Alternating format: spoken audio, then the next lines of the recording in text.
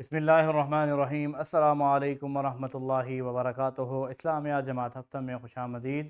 میں ہوں آپ کا معلم حافظ محمد ارسلان، اور ہمارا آج کا بی لفٹ ہے نمبر 40۔ تو چلتے ہیں ہم اپنے بی لفٹ کی جانب۔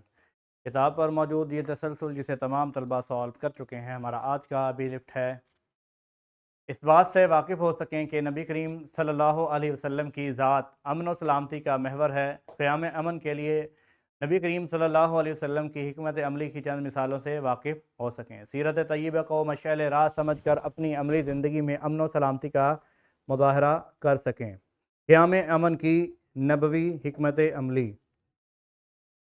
پیارے بچوں، رسول اللہ صلی اللہ علیہ وسلم نے دوسروں کے مال اور جان کے تحفظ کو امن کی بنیادی شرط قرار دیا ہے۔ اسی لیے آپ علیہ السلام نے ارشاد فرمایا ہے کہ المسلم من سلم المسلمون من لسانہ، کہ تم میں سے سچا اور بہترین مسلمان وہ ہے کہ جس کے ہاتھ اور اس کی زبان سے دوسرا مسلمان جو ہے وہ محفوظ رہتا ہے۔ یعنی کہ انسان کے ہاتھ اور اس کی زبان سے جو انسان محفوظ رہتا ہے وہی کیا ہے؟ حقیقی اور سچا مسلمان ہے۔ حالت جنگ میں بھی انسانی جان کا احترام لازم ہے۔ پیارے بچوں، نبی کریم صلی اللہ علیہ وسلم جب بھی اپنے اصحاب کو کسی بھی مہم پر کسی بھی جنگ کے حوالے سے بھیجتے تو جنگ میں جانے سے پہلے آپ علیہ السلام ان کو چند نصیحتیں کیا کرتے، کچھ احتیاطی پہلو سے آگاہ کیا کرتے کہ جب بھی جنگ ہوگی تو آپ نے کسی بھی بوڑھے شخص کو نقصان نہیں پہنچانا، عورتوں کو مکمل حفاظت کی جائے گی، اور بچوں اور بے ضرر لوگوں پر ہرگز جو ہے وہ ہتھیار نہیں اٹھایا جائے گا یا ہاتھ نہیں اٹھایا جائے گا، جو کہ آپ علیہ السلام کی معاشرے میں امن کے حوالے سے ایک عظیم کاوش تھی، ایک عظیم حکمت عملی تھی۔ اسی طرح مدینہ منورہ میں رسول اللہ صلی اللہ علیہ وسلم نے ہجرت کر کے آئے مہاجرین صحابہ کرام کے درمیان اور انصار صحابہ کرام کے درمیان ایک معاہدہ کیا، جس کو میثاق مواخات مدینہ کہا جاتا ہے۔ اس مواخات مدینہ کا مقصد کیا تھا کہ انصار اور مہاجرین آپس میں ایک دوسرے کے ساتھ امن اور سلامتی سے رہیں، جس کا فائدہ کیا ہوا کہ مدینہ کی ریاست اس کو مضبوطی ملی، اور مدینہ کی ریاست کو مضبوطی ملنے سے مدینہ کی معیشت جو ہے وہ بھی مضبوط ہو گئی۔ میثاق مدینہ پرامن بقائے باہمی کا پہلا تحریری معاہدہ۔ مدینہ منورہ میں مسلمانوں کے علاوہ اور بھی قبائل آباد تھے۔ آپ علیہ السلام نے مدینہ منورہ میں امن کو یقینی بنانے کے لیے ان یہود قبائل کے ساتھ اور اس کے علاوہ دیگر جو قبائل وہاں پر آباد تھے ان کے ساتھ امن معاہدے کیے، جن کا مقصد کیا تھا کہ مدینہ میں رہتے ہوئے ہم تمام فریقین آپس میں امن اور سلامتی کے ساتھ رہیں گے، جبکہ کوئی بیرونی طاقت اگر ہم پر حملہ آور ہوگی تو ہم اس کا مقابلہ آپس میں مل کر کریں گے۔ جس کا مقصد اور نتیجہ کیا ہوا کہ مختلف مذاہب اور برادریوں کے درمیان امن کا تصور دنیا کے سامنے پیش آیا۔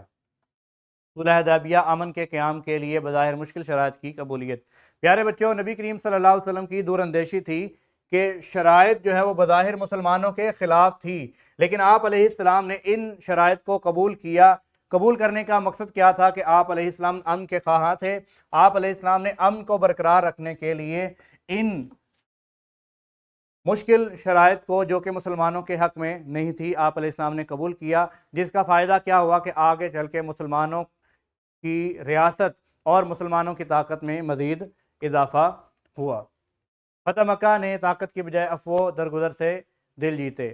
پیارے بچوں، جب رسول اللہ صلی اللہ علیہ وسلم نے صلح حدیبیہ کا معاہدہ کیا اور وہ معاہدہ ختم ہونے کے بعد جب آپ علیہ السلام نے اپنے اصحاب کا لشکر لے کر فتح مکہ پر حملہ آور ہوئے اور فتح مکہ ہوا، تو اس روز بھی آپ علیہ السلام نے مکہ میں امن کو قائم کرنے کے لیے مشرکین مکہ کو مکمل امان دیا، اور ماضی کی تمام دشمنیاں اور غلطیاں معاف کر دی گئیں۔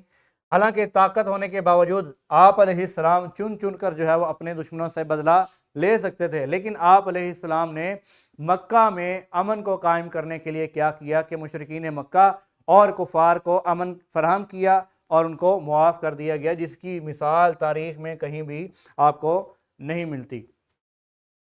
حجۃ الوداع کے موقع پر رسول اللہ صلی اللہ علیہ وسلم نے انسانی حقوق کا ایک آفاقی چارٹ پیش کیا کہ جس کے تحت رسول اللہ صلی اللہ علیہ وسلم نے فرمایا کہ یقیناً تمہارے جان، تمہاری مال، تمہاری آبرو تمہارے لیے ایک دوسرے پر اسی طرح حرام ہے جس طرح یہ دن جو ہے وہ حرمت والا ہے، یعنی اس ذی الحجہ کے مہینے میں اس شہر کی حرمت ہے۔